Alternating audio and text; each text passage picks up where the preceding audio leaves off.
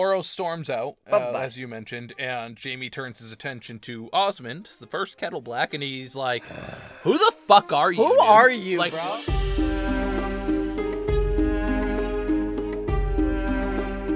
What up, and welcome to another episode of Brotherhood Without Manners, your favorite full spoiler reread podcast of George R.R. Martin's A Song of Ice and Fire series. I'm Nate, and joining me is my brother Zach. Zachary. Zachary. Zach. Z-Dog? Sure, Z-Dog. Cool. I guess I'm just making up radio names. What up? This is Z-Dog for 101.4 FM. Please don't sue us, 101.4 FM. Fuck 101.4 FM. All right. We're getting them traffic, so if they sue us, that's rude because people are checking them out because we hyped them up. We are a full spoiler reread podcast, as Nate mentioned. We will spoil things if you haven't read them all, which at this point, like, it's 2024. We've been waiting like fucking 50 years. The craziest thing is it's actually 2025. It's 2025? Shit. Tells you how on it I am today. If you have joined us before, then you have probably not heard the landscaper that we hear right now that's driving us crazy. If you do, we're so sorry. Like, he's just doing his job, but I'm about to go box a guy. Like, you had to do it now? All day, it's been silent. It's been silent. Right, it is the hottest part of the Southern California afternoon, and you choose now to turn on your equipment? Wild. Do you. Like, you do you. You're just doing your job. You're just doing your like, job, and, like, we're all, slaves to the corporate overlords, but, like... You're fucking up my shit, man. You're fucking up our shit, man. Right. Exactamundo. So last episode, we were reading Tyrion 9, I believe it was. Who doggy? And the trial began. He had been given some options to call for some witnesses. He had been following up on those options, hopefully trying to get Podrick to retrieve his friend Bronn to potentially fight as his champion. His sellsword, Bronn. His sellsword, Bronn. Very true, Yeah. because Bronn walks the fuck out his life. The trial does not go well. It seems like it's going to, with the very first witness, the only truthful, honorly bound person, as we'll get discussion about here, Sir Balon Swann, is like, I like the guy. He fought. He's a strong little guy. I mean, he didn't say little, I said little, but he's a good dude. And everyone else is like, yeah, Balon's fucking wrong. This guy's a piece of shit. He should die He is right kind of now. a piece of shit. Kevin got his head so far up Tywin's ass that we could not even hear what he was saying when he was trying to talk to Tyrion. And then Cersei begged her father to allow one more witness on the morn before the Prince of Dorne paid a visit to our favorite little dwarf in a cell, and that was Tyrion himself making deals with the Red Viper. So we're expecting a death soon from that. Whoa. All right. Are you expecting You're a so survival? negative. You are so negative when it comes to Oberyn, and I resent the fuck out of it. Yeah, Tyrion is not aware that his elder brother is in the city, is back, is fucking his sister, is disowned by his father, and is also peeping the trial because Jaime's hanging out and being like, yo, it's the trial of the century. I gotta be here. But Jaime looks so unlike himself that Tyrion isn't recognizing him, and he's not the only one. So yeah, Tyrion's fucked, but this chapter we are on to the elder Lannister sibling with Jaime 8. The middle sibling. The middle, well, technically, right. Last Jaime chapter, Jaime had officially arrived back in King's Landing. We got a bunch of that unrecognizable as dumbass Kettle Black was basically trying to fight Jaime, thinking that he was just some, putz. And then when Jaime he had a little bit of the satisfaction of people recognizing him after the fact and then leaping to obey his orders. Oh, and he shit. was like, Oh, shit. yeah, I like that feeling. That feels good. He met Loras Tyrell, and Loras wanted to fight Brienne then and there in the yard, and was like, yo, put your dukes up, bitch, hold my gold. And Jaime was like, nah, she's with me. Nah, she's cool. But I will have her put into a cell, since you're claiming that she did do a murder. And Brienne was hurt by this, and Jaime was like, bitch, I'm trying to save you, but... it's Aerys. It's all Aerys' fault. I cut his throat, and people hate me. And so, Jaime 8. Jaime is in the White Sword Tower. Big old dick. I guess. Lots of penis imagery in this chapter. Measuring dicks, rulers out. We are comparing dicks, folks. So get ready. Just sliding swords around. Sliding swords around. Jaime's in the White Sword Tower. Earlier this very morning, he had moved all his stuff up from the cell that had been his bedchambers for like 15 years up to the Lord Commander's chambers, which are a whole apartment in of themselves. They're sparsely furnished, but very nice as far as apartments go. And big. And, right, spacious. So, Jaime is sitting by the white book, contemplating his life and the life of all those who came before him, waiting for his sworn brothers. His long sword is on his hip, but it's the wrong hip. It feels strange on his right hip, because it has to be on the opposite hip so he can draw it with the right hand. He is not left-handed. He was right-handed. It's all off. It's throwing him off. Even his clothing doesn't fit well. It's all hanging loose because he's lost a ton of weight. Jaime is looking rough, is sort of the opener of this. He doesn't feel like he belongs here. Even his Kingsguard armor doesn't feel right. Yeah, he's got some wild imposter syndrome going on throughout this chapter, especially as he's currently reading through the White Book and about some of his past seniors, Barriston Selmy, first and foremost, and all of the different successes that Barriston felt were important enough for him to write about himself. Barriston's funny. I think that the whole concept of the White Book is kind of funny, with each successor. Like, I get the head of the order, Barriston, Gerald Hightower, writing about the people below them, but to put their own in there, it's just like you would think that, like, because they have the Maester come out like twice, like every 6 months to do the heraldry and everything. You would think they would just have the Maesters record the deeds, like, so that way there is a sort of separation from it. But it's silly. Either way, whoever's writing this, like the Maesters or the Lord Commander, it's the whole, victory is written by the winners. While I assume that everything that Barriston put in there about himself is accurate and true, we don't see any shit that they pulled, Right. Barriston once shit on the patio floor just because he wanted to spite Gerald for taking his last cracker. He had an obsession with Ashara Dane that borderline creepy. Just these little... you'll never get that stuff, and so it's very... Jaime notes that since he's returned to the city, he has been spending his days at Tyrion's trial, and Tyrion either didn't see him or didn't recognize him, which again, as we covered at the top, most people haven't been recognizing him, so he doesn't fault him either way. Cersei had also been keeping him at a distance ever since their weird sexual assault encounter right by Joffrey's corpse, and so...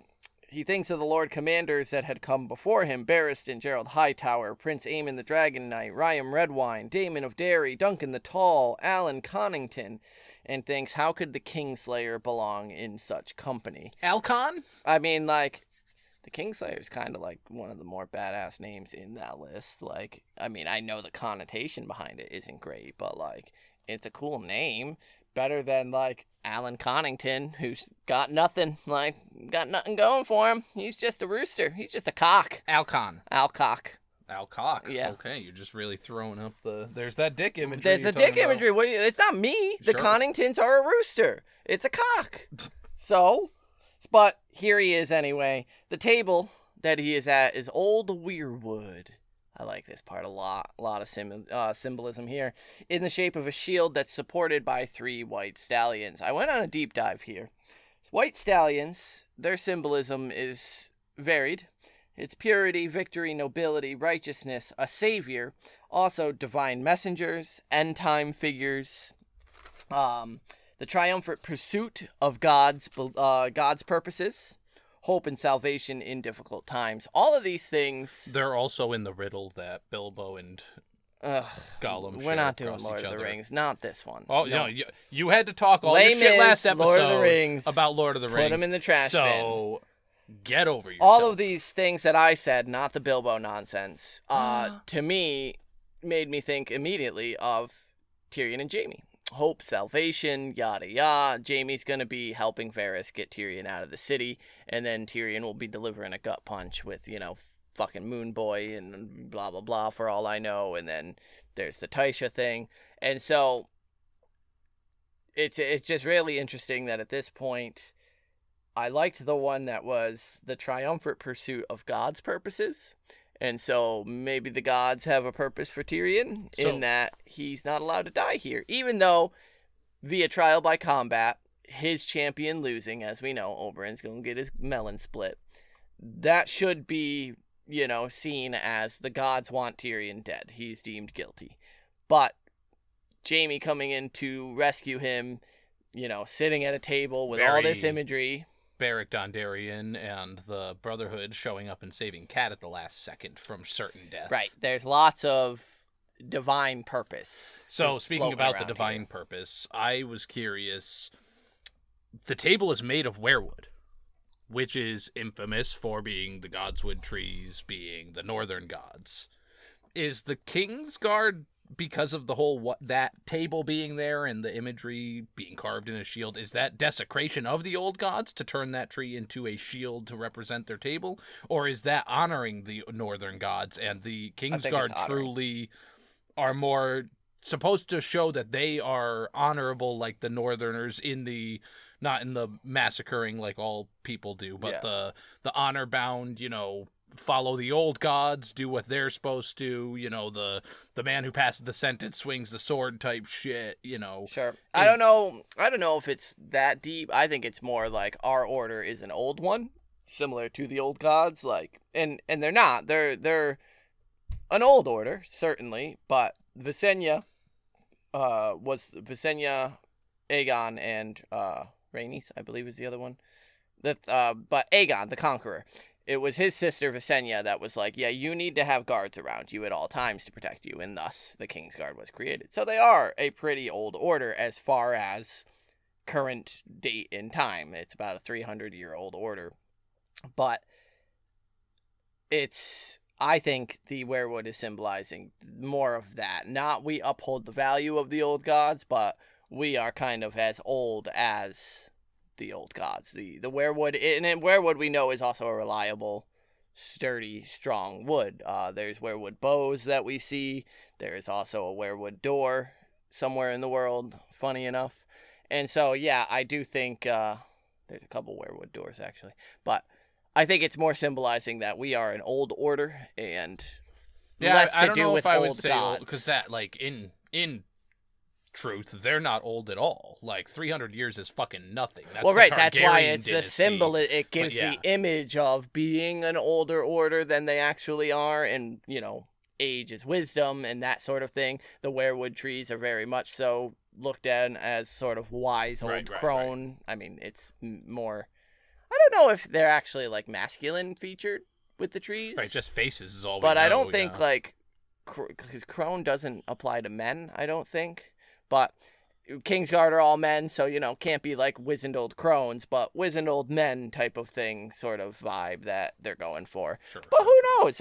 It's an interesting... I kind of keyed in on the weirwood table. It's just an interesting... Why weirwood? Why is... That's what got me, is you're part of the southern, group that was Aegon's whole dynasty. Right. They're the Seven. They brought the Seven. They follow the Seven. Why are you using... And it could just be purely out of the, we chopped enough of these fuckers down, we may as well use some of them. Use the wood, right. But I was just curious if we felt that meant anything. The Lord Commander sits at the top of the shield with three brothers to his side. I like that imagery as well. And the Book of Brothers sits by the Lord Commander's elbow. The White Book, also, as it is called. It is a huge tome. Massive. And I like that as well. The White Book is a record of every brother who had ever served. Their joining heraldry, their house up in the top left, and then the white shield of the Kingsguard in the bottom right to kind of show the span of their life. Right, and then how between, they started and how they finished. It's filled with their duties, their honorifics, the things they achieved in life. The book is much behind, though. The death of Mandy Moore and Sir Preston Greenfield need to be added. I forgot about Mandy Moore. R.I.P. God bless Mandy Moore. Shoo. You will be missed, as well as the Hound's bloody but short service. And the Hound, notably, is also the only non-knight to have joined the Order. Right. Which is fun. I like that that's a bit of a claim to fame that the Hound will always get to carry around with him. Right, being get his the- book. Right, First 100%. non-knight to serve on the and Knights. potentially only. Like, that's an anomaly and a half. Yeah. That's purely to show the absolute chaos that was King Joffrey's reign. I like the idea of the inverse of Davos and the Hound. Davos being this person who feels he's not worthy of the Lord title, the Sir title, and then the Hound who is constantly called Sir and referred to that way and is like, yo, don't fuck me. I don't want it. And so they don't, quote unquote, want it for different reasons. Yeah. Davos obviously actually has it, but I just think that's a neat line to draw. There needs to be new pages added for Balon Swann, Osmond Kettleblack, and Loras Tyrell. And Jaime is just kind of tickled pink by the fact that Barry the Bold had recorded his own dismissal before leaving, which is interesting because we know that he kind of fled the city. Right. He was being hunted and felt the need to come here still and record, which could be seen as foolish. I think it's foolish. Absolutely foolish. Like, it's pretty much, getting a text a week after you've been fired and they're like, hey, we're missing some dot, and it's that bitch, you fired me. Like, I don't have to work for you no more. I don't need to fill the fucking white book anymore. Let the next Lord Commander do it. And yet Barriston the Bold is like, oh yeah, hold on, let me log on to the website again. We have seen that he's acted fairly foolishly at times in regards to the way he fled from the city and who he alerts to his movings. So it's almost sad that he's so honor bound that it's that. I know I got fired, but let me just go finish this estimate real quick, and then I'll send it off to the client. Like, I know that I won't get the job, but hopefully you guys do. Right, I still want the company to earn. Let's still land that contract. What do you say? You fucking Jesus. So Jaime compares, and again, here we go with the phallic comparing of dicks, compares his and Barristan's entries. And Barristan's is long, thick, and hard, and Jaime's is not in comparison. Yep, he's feeble. Barristan's is very impressive. He's done a ton of shit in his storied life. He also has a good 25, 30 years on Jaime. Right. So, dumb to compare, but Jaime's in that mood. He really is just thinking about dicks. Well, because he does try to, Barriston was named Bold at the age of 10 years old. Jaime was named to the Kingsguard at, 13? Like, there's these similarities, but he was still 20, 30 years your elder. So that's still, when he was 10 years old being named, you weren't a twinkle in Tywin's little eye yet there, Jaime. So, absolutely, you shouldn't be, it's apples and oranges here. You need to be serving as Lord Commander for the next 20 years, then look at what's happened and where you fall on Jaime thinks that both Sir Barristan and Gerald Hightower could have added a few more of his deeds, such as a couple tourney wins that he got, his fighting but not slaying both Big Belly Ben and the Smiling Knight. And then he thinks on that fight with the Smiling Knight of oh, what a fight that had been between Sir Arthur Dane and the Smiling Knight, and how the Smiling Knight told Sir Arthur, I want that sword. And Arthur Dane was like, well, then you'll have it, bitch. And I'm going to give it to you. Yeah. And Jaime thinks, oh boy, the world was simpler then. I mean, real preach. I just said, instead of X gonna give it to you, it's a Dane. Dane gonna give it to you. Dane gonna give it to you. He gonna give it to you. Yeah. Jaime thinks the world was simpler then, or, was it that I was just 15? Which, yep, it sure was that you were just 15, because the world was not simpler. Aerys the Mad King was in charge. The Prince Rhaegar may have been fucking leading a fucking rebellion against his own father. It was not simpler in any way, shape, or form. It's those rose-colored glasses, nostalgia, all that. And he thinks, but they're all in their graves now. All of those men are dead. And me, that boy that I was, when did he die, he thinks? When I donned the white cloak? When I opened Aerys' throat? I like that we're getting the kill the boy from Jaime.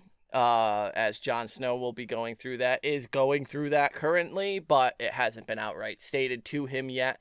But Jaime's considering the same thing and mourning the boy that he was, because, and I do like, he'll be getting the mirror set in front of him here at the end of this chapter when he has his peer review with Loras, where he realizes Loras is him at the same age.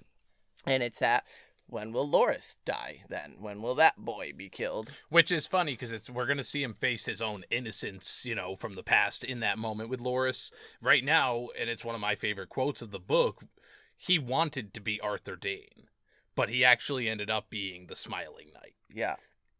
Fuck. Yeah. You either die the hero or you live long enough to right. become the villain. I love that line as well. Wait, Jaime's Batman? Because he talks about the Smiling Knight being like he was cruelty and chivalry like all rolled up into one, and it was this like it's a perfect description of Jaime where it's that he is chivalric and he does have tendencies where Chivalric?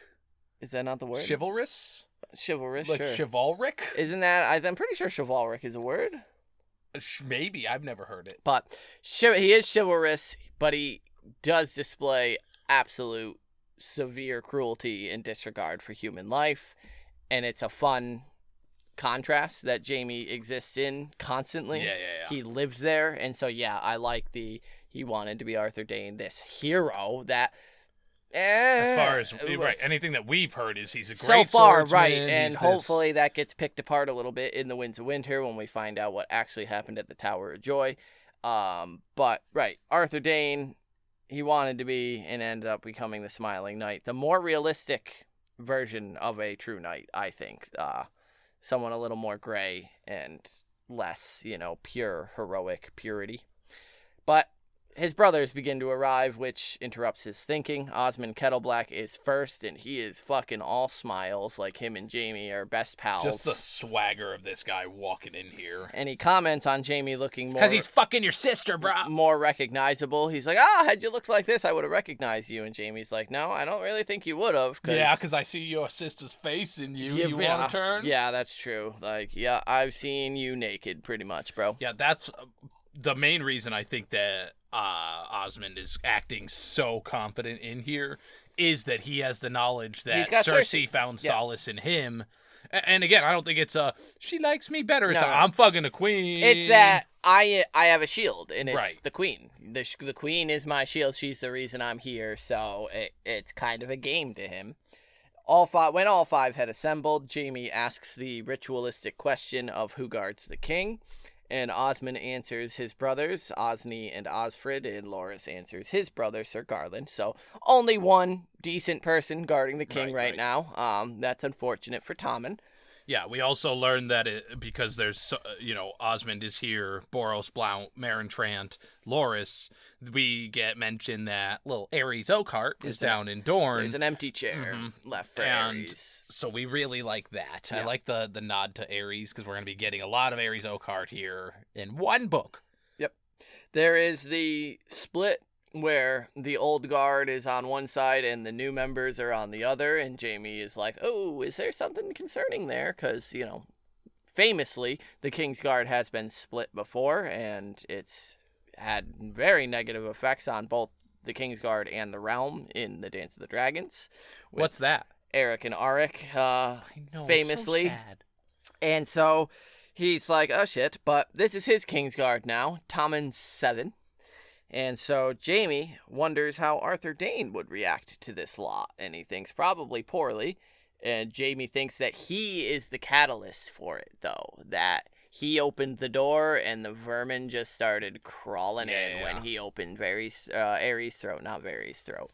Although, we'll see. Yeah, he mentions that he did work with Boros Blount and Meryn Trant were there when he was on the guard before he got captured, that Boros seems to be fine. Meryn's cruel, can fight, knows his shit, but is kind of an all-around piece of shit. Yep. And then that Loras is basically the knightliest of fucking knights. Yeah, he's the perfect epitome of a chivalrous Yep. knight.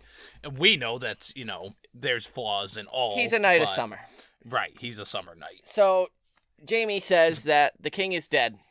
My nephew, Joffrey Baratheon, is dead, poisoned at his wedding, and each and every one of you was present. The fuck? So tell me, did Tyrion do this? Did my brother poison the king? And Meryn Trant is like, well, yeah, he filled the wine, so, he could have done it then.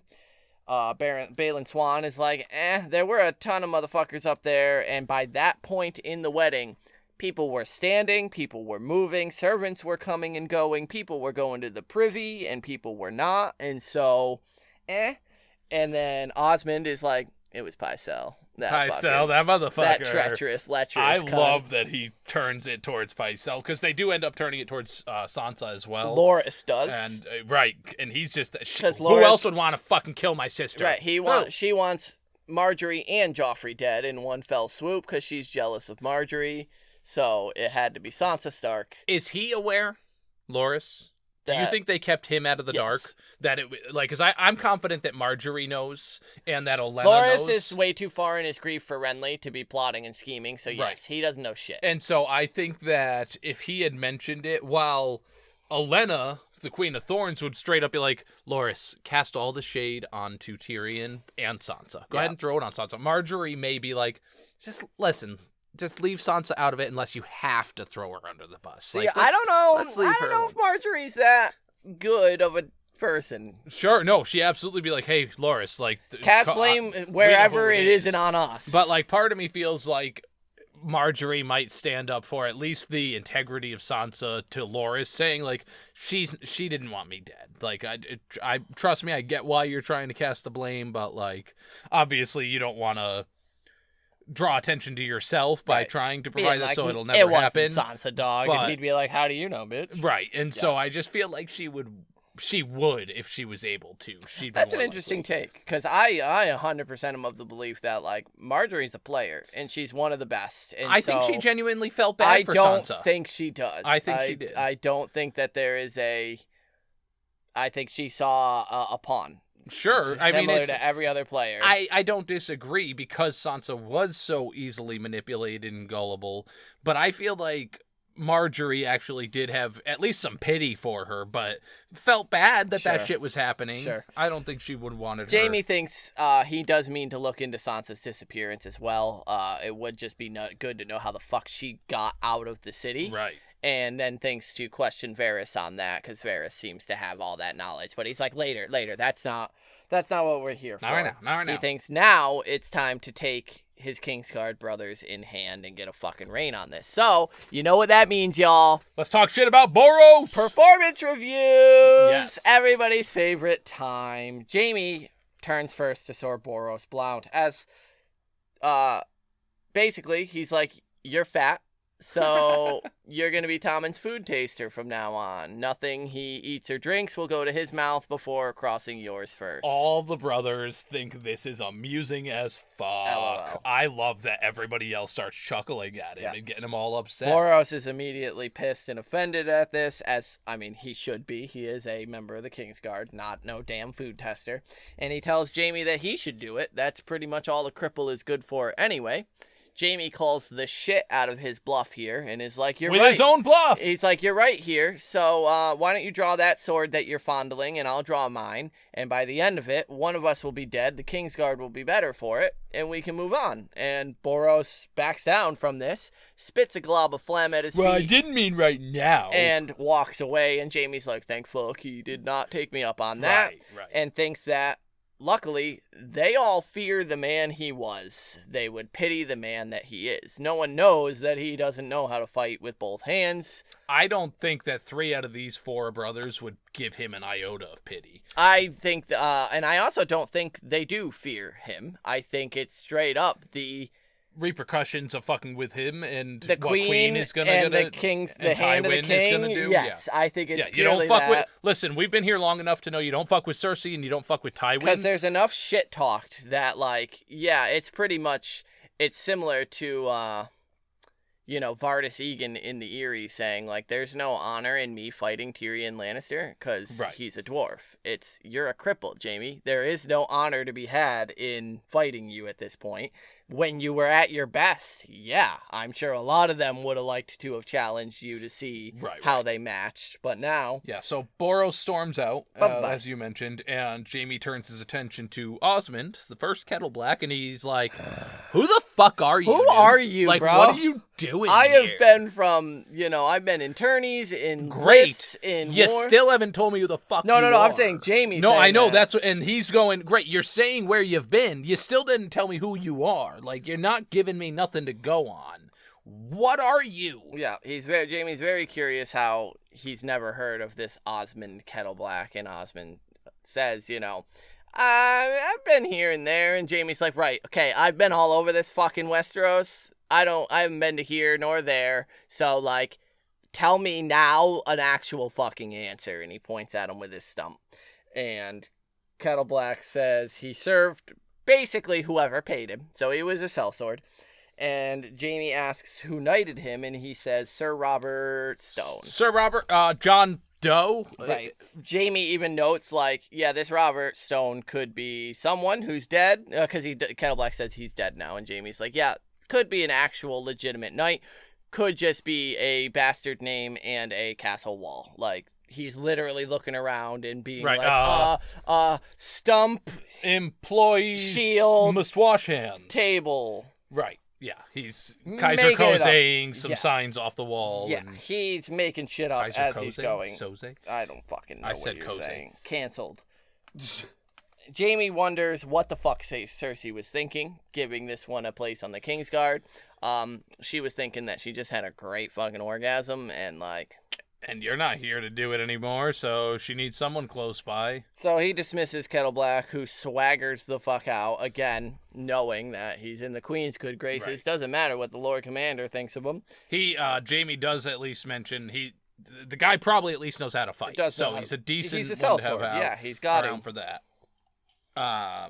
Meryn Trant is next. Meryn's next. Jaime slides the book, the white book over to him and goes, Meryn, show me in here where in our vows it says that you should beat women and children. Be cruel to little girls. As Joffrey ordered you to do. And Meryn Trant is like, hey, I was just following orders. That old fucking... This is one of my favorite little fascism. Back and Same. Yeah. The old fascism argument of just following orders. And Jaime he's was like, you need to use your fucking head. You don't. Are you stupid? You got a helmet on it to protect it, so now fucking use it. What's crazy is... What the Lord Commander of the Kingsguard is going to yell at Meryn Trant about right now, Tyrion is going to be crucified at his trial because of. Yeah. He already was. Right, it already happened at this point, right. He tells him, you're going to be with Tommen. And Meryn tries to, so you're telling me you don't want me to listen to the king? Don't follow orders. And he's like, no, I'm telling you, if Tommen tells you to saddle his horse, you fucking saddle it. If he tells you to kill the fucking horse, you come to me. Right. You don't just kill the horse. You don't beat the girl. Like, no, when you see sociopathic tendencies from the king... Yeah, you don't play into it. You find somebody else, because he's 8, you dumb shit. Yeah. Meryn does actually agree to this, and then is dismissed. He says, I will, my lord, and off he trots.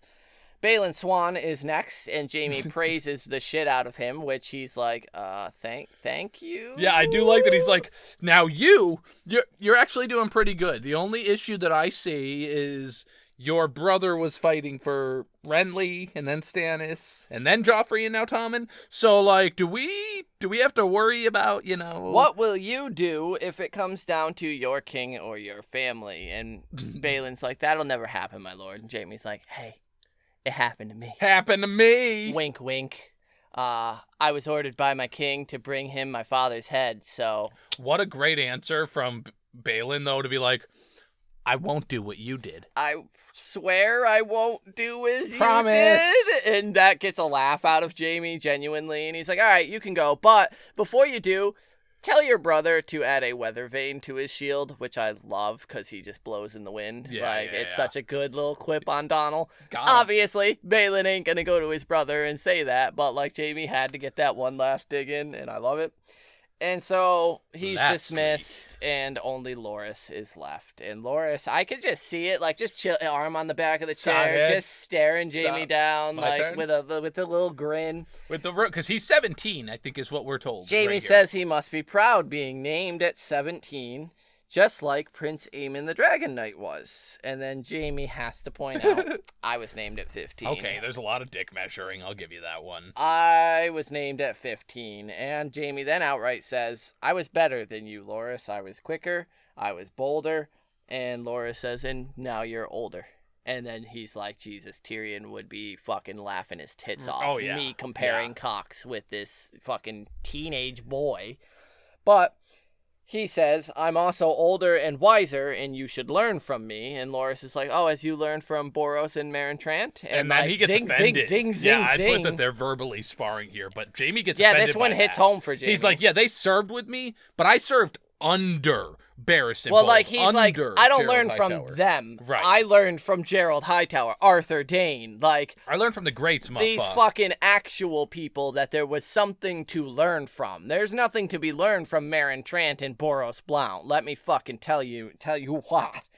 And so, yeah, Jaime says, he lists the men and then says, good men, everyone. And Laura says, dead men, everyone. Valor de Harris. I mean, like, none of them died from old age. That's true. But, like, damn, Loras, you are just so cocksure that there is just, you can't be told. Yeah, and that's what's so fun in this is Jaime at least being wise. And I wonder if he had never been captured by Robb, if he would have been able to have this same style of conversation with Loras. No. The recognizing, yo, this cocksure son of a bitch, he's just me. Yeah. This is exactly what I would have done. Because we know that right before he got caught, he was the asshole showing up at Ned Stark's place to fucking brawl in the street. Right. And so somebody calling him out the way Loras is right now, he'd have fucked him up at that time. And so to be able to sit here and be like, damn, no, he's got me on that one. That's what I would have said, too. Yeah, the wisdom to be like, yeah, this is how I was. I was all cocksure arrogance and, empty chivalry. It's, yeah, Loras is dressed like a knight, but he's not acting like one. Not like a true knight would be listening to. He wouldn't be this smarmy. He'd be deferring to his Lord Commander. He would be, and yeah, so it's that you're playing the part, but you're not acting the role. And, you know, it's so funny that Loras is the one accusing Brienne when we know Brienne epitomizes the role of a knight, of chivalry. She is the absolute image of what a knight should be.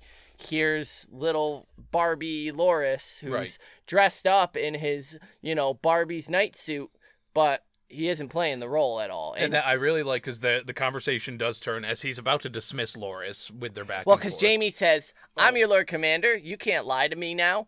Who wore Renly's armor? I'm curious. Like, who was it? And Loras is like, it was a little too loose on me, so it was Garland. Okay. Garland Tyrell is a badass. Is the fucking OG of this book. Like, he's all over this book, and everything I learn about him, I'm like, I love Garland. I love Garland more and more. Like, so, a few things regarding this. We learned that Littlefinger is the one who suggested suiting up in Renly's armor. Suit up. Which makes sense. He's the conniving son of a bitch and would come up with a decent little idea there. I also like the quote that Jaime thinks about Loras. He is proud and reckless and full of piss. But he's not false. Yeah. Not yet. Well, that comes up because Loras says, I'm the one who buried Renly with my own hands at a special spot that he showed me in Storm's End when I squired for him. So their special spot that they went to on their dates. Cute. And he gets fired up about Renly and says, I will give my life for Tommen. I swear to it, my lord. But I will never betray Renly by word or by deed. And that's when Jaime's like, yeah, good. Like, he's a shit, but, like, he's not being untrue. He's not turning against the fact that he supported Renly as king. And loved Renly. And, obviously. Clearly, there's devotion here. Which, unfortunately, we'll see once the church comes down on the state here. This also turns us to, Loras doesn't get involved in that. Right. That turns us to talk of Brienne, of course. And Jaime essentially lays it out that he refuses outright to question her loyalty to Renly, nor her ability to fight. And had there been a foe to fight, she would have fought it, but you can't fight a shadow. I love that Jaime gets Loras to describe Brienne's innocence. Yeah. And breaks it down before he tells him, because he will tell him, you should go talk to her. But before you do, tell me about her. And he goes through and breaks it down. Even Renly was like, she's not a looker. She's not bright. I hate that part so fucking much. It was so angering. Yeah, because Loras starts by saying, basically, she cheated in our fight to get on the Rainbow Guard. And Jaime's like, tell me how she cheated. And he starts to say, like, she was dishonorable because she leapt. Right, she jumped. She jumped in it. And then Jaime's like, all right, well, I also recall a certain knight who used a Meryn heat to cheat during Right. and like he's Against like, the mountain. and then going on from there, Loras is like, I can't believe that it would be a shadow, but, and Jaime's like, but, and he's like, well, his gorget was cut, and it was the finest steel. It would take the mountain wielding a fucking, I tried it, he says. I tried myself to pierce through the gorget, and it couldn't. It would take the mountain with a fucking axe to pierce through that. And then he's like, so why armor him and then slit his throat? That doesn't make sense at all. And like Jaime's like, you're getting it. And so Jaime then, right, as you said, go to her, ask her all your questions, hear her answers, and then, judge for yourself. Accuse her or release her, but judge her fairly on your honor. And Loras is like, all right, I will. On my honor, I will. And so then he goes into the Renly thought she was grotesque and horrid. And fuck you, Renly. Here comes the Renly rage coming back for you all. But Renly's a fucking fake-ass little putz-ass bitch. And I hate him. And I would slap him in the face. Basically, he's capitalizing on her devotion. He realizes that all she really wants is to die for Renly. And so, why not have her on his Rainbow Guard? And, the fact that he feels nothing for her, and the fact that Loras says he thought she was grotesque, fucking sticks in my craw like nothing else. Mm-hmm. Pieces of shit, both of them. I mean, they're young. Loras is young. Renly he's got more, but their pillow talk, I'm not a fan of. Fuck off, Renly. Oh, you're dead. Good. Anyway. So, Loras is like, and also if she's innocent, that means I killed Robar Royce and Emmon Kui? For nothing. For no reason. And Jaime's like, I would have done the same. Fingers crossed under the table. And, Loras is like, oh, yeah, that's what I needed. I needed someone to, reprieve me of my guilt, so. Yeah, and as he's leaving, Jaime, and I really like this little train of thought, he goes, Brienne fucking devastated at Renly's death. Yeah. Loras devastated. Killed 2 men. Killed 2 men in his grief. Am I a horrible person because I didn't just kill all 4 of these guys for letting my son? My king and my son, right. And he's like, is that the truth, or is it because Joffrey was such a horrendous person that I'm like, yeah, whatever. He was, and it's barely his kid because Robert raised him, and he was always, at a arm's length apart. And no one is truly mourning him but his mother. Right. And he's like, I should have just killed Boros just to be rid of him, honestly. Just because, fuck yeah.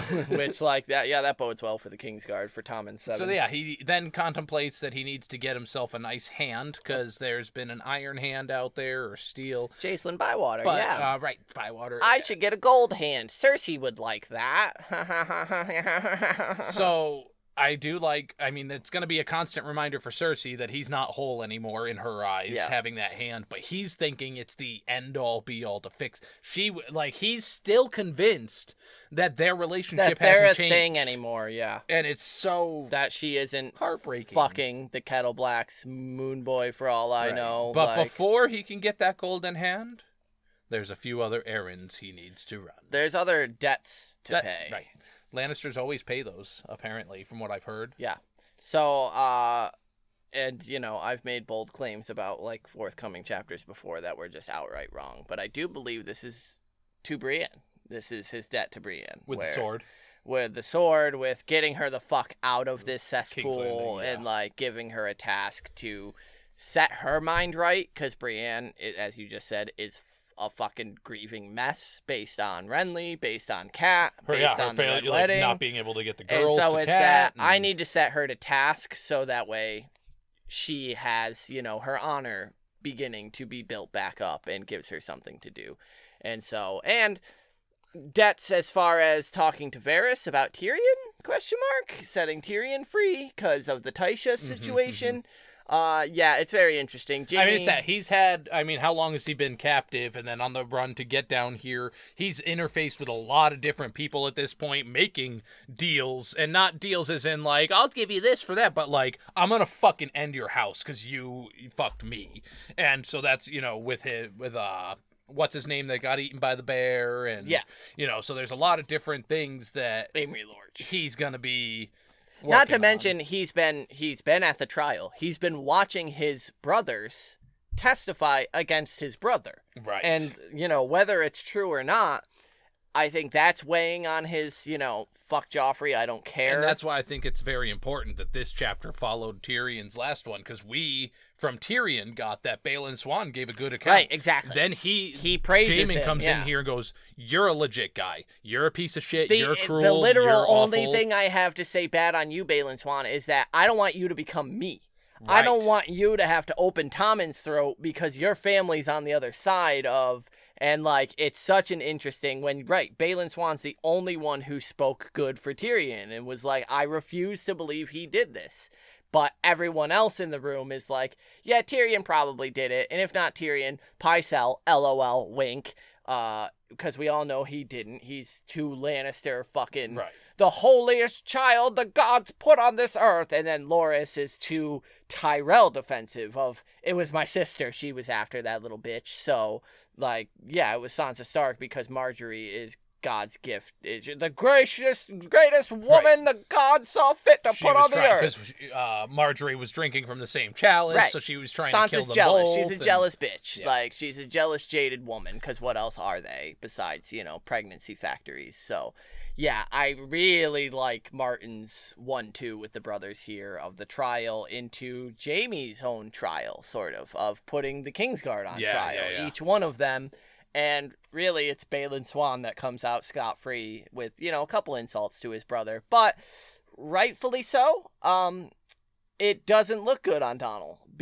So flippant because with who he's Balon does willing to defend worship. his father and says, my father's old and done.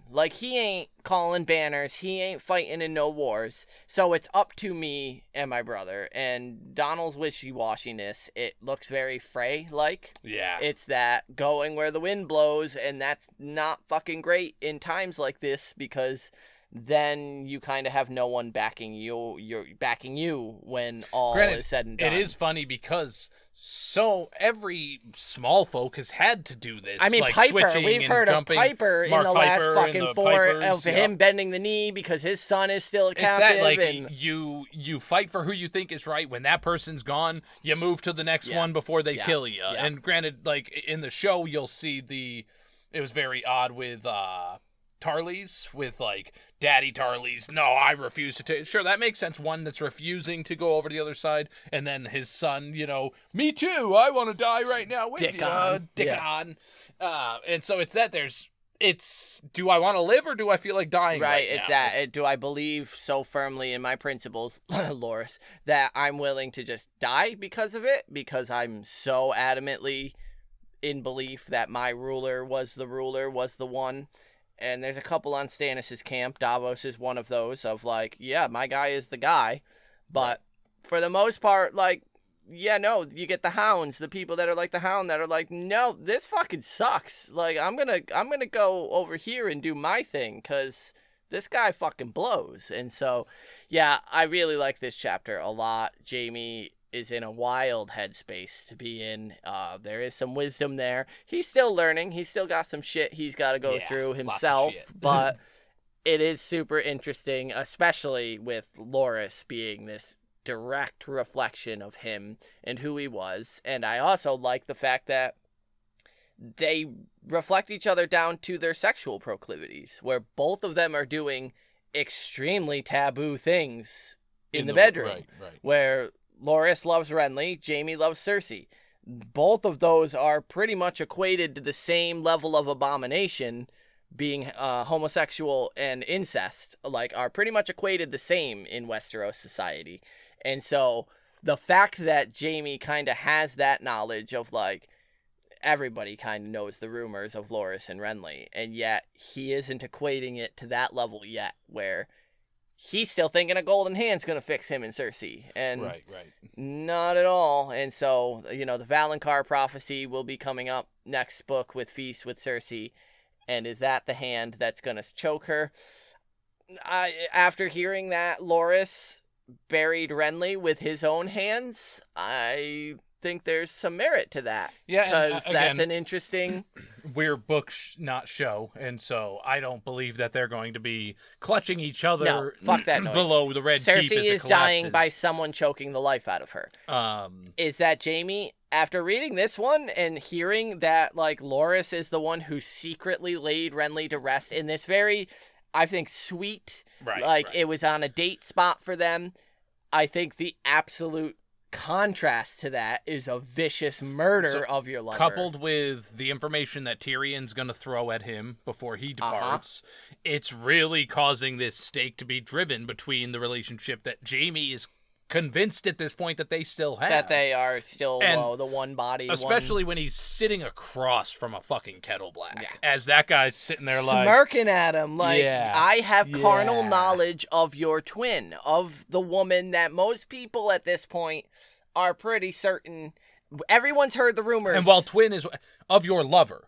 Well, the person that that's you... what I mean. Yeah. But it's the twin takes it to that next level for them because Cersei, back when she was buying the Kool-Aid, Cersei and Jaime were like, we're one body, one soul, one person, and that's the way it should be. We came into this world together, and so, fucking Kettle Black just sitting there grinning at him like, we're old pals is how Jaime's reading it, and not the, I fucked your sister, like, and am actively fucking your sister. And so I think, now that I think about it, this interaction here was heavily influential to the showrunners on Euron's fucking character portrayal. I'm fucking her. The Kettle Black. That was Euron Greyjoy in the show was not Euron Greyjoy. He was Osmond Kettle Black. And so that I think makes more sense to me. Yeah, in the sort of like flauntiness of it, where Jaime misread Kettle Black so hard here. He's a sellsword. He certainly is, but that's not why he's swaggering about. And it's not because he's treating you like an old pal and like is just having a grand old time. He's having a grand old time because he's fucking the queen and feels protected by that and knows that you're on the outs. He's in your old job position. So, oof, what a chapter. Loved it. It was great from start to finish. Dicks out everywhere. Measured, compared. Now we know where everyone stacks up. Jaime's got a little dick compared to everyone else. Is pretty much where we're at. It's been chopped down. Yeah. He's been he's been demasculated 100% with the removal of his hand. It's like he's lost inches on his dick. And that is 100%, like, yes, I'm being facetious about the dick measure. That is a point that is being made here in the dick comparison. Right. The ability to fight is directly equated to sex, masculinity and sex, how strong you are. And Jaime and Brienne basically had sex when they were fighting. Right. Way back when in the river. And Jaime losing his sword hand is basically like someone chopping off a bit of his penis, and he's lost a couple inches and feels 100% emasculated because of it. And then you've got Loras here, big dick Loras, fucking all cocksure and, everything Jaime used to be. And now, it's fucking great. I love this chapter. Yeah, it was a lot of fun. So next chapter, we're going to be reading Sansa 5. She'll be arriving in the Fingers. Isn't it Sansa 6? Am I maybe wrong? Sansa 6. It's 5 or 6. Next chapter is Sansa. And then it's going to be her and Littlefinger arriving in the Fingers. Yeah. And, I have a little question mark next to mine because I didn't know if it was 5 or 6. And another wedding. Dun, dun, dun. The first successful wedding we've seen in quite some time. Yeah. And then we will also get the bedding ceremony for that, which is one that will not be forgotten. Nope. And a release of information to Lysa Arryn about who the fuck Elaine is. As well as confirmation as to who killed King Joffrey. The whodunit is finally confirmation answered. From a specific person, which, as we're all pretty much sold on, it is Olenna. But when it comes from Littlefinger, it just instills doubt in my mind. Yeah. But, it's going to be a fun chapter. It actually was Sansa, you're right. Right, it was from the beginning. Always. No, the next Sansa chapter is great, Sansa 6, so join us for that. Send in your thoughts for this Jaime 8, for Sansa 6. We'd love to hear from you. Or any of the other ones after that as well. Without Manners, Brotherhood@gmail.com. Like, subscribe, share. Is there another one there? Comment on the YouTubes. We do like those. You said subscribe. We just got a new subscriber on. Sorry, y'all. Holy hell. I forgot that I updated my phone, and I'm trying to check our chapter list of how many are left.